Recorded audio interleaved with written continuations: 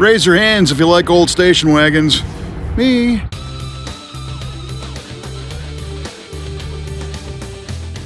So just taking a look at this very cool 63 LeSabre wagon. It's got some upgraded headlights up front. It's here at our shop to get stripped and repainted in the factory original color, much like you see here. We're also going to replate some of the trim.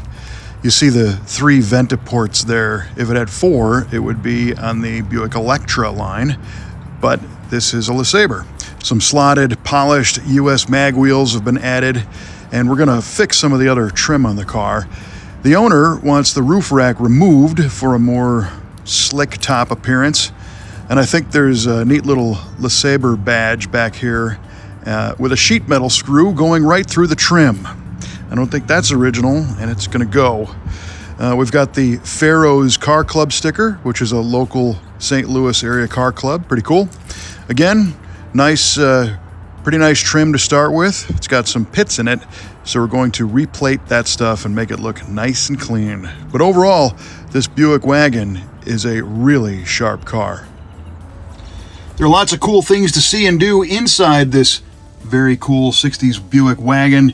The door panels have a neat embossed pattern in that tritone, kind of buckskin brown and saddle color scheme.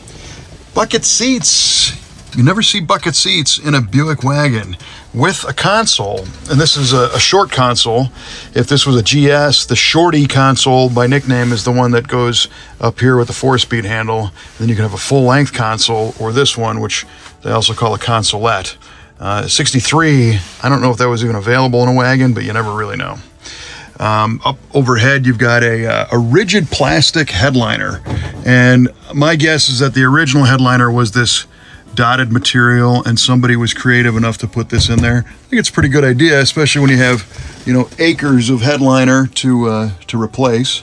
Also, check out the cool vintage car seat, right? Who wants to put their kid in that today?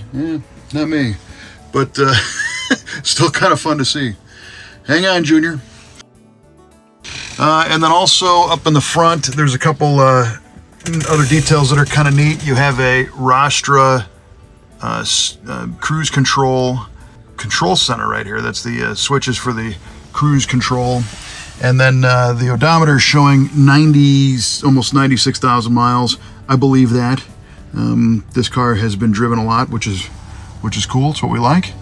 Clock is not working at the moment, but maybe that gets fixed. And then the column has been converted to a tilt column. This thing is super cool. I can't wait till we get it all polished up with the new paint and ready for its first big road trip. Another neat detail on this Buick wagon, the rear window's power. You turn the key and down it goes. A giant expansive space to go hang out across country, and then you can fold this thing down for your picnic space. Look at that. Under the hood of our Buick, we are greeted with a nailhead V8. So this is a Buick V8 engine, 401 cubic inches, and these things came all the way up to 425s, dual quads in the Rivieras.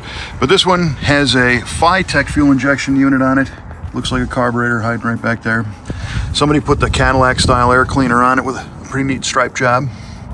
Kind of subtle, but cool. And then over here we see the controls for that cruise control unit, so that you go down the highway nice and easy. But other than that, pretty basic, pretty clean. Air conditioning, factory. And we're going to make sure that everything operates the way it's supposed to for miles of carefree smiles. If you dig old cars like this and you need something repainted or repowered or restored, or maybe you've got an idea for a full custom hot rod rattling around in your brain, you can reach us at v8speedshop.com.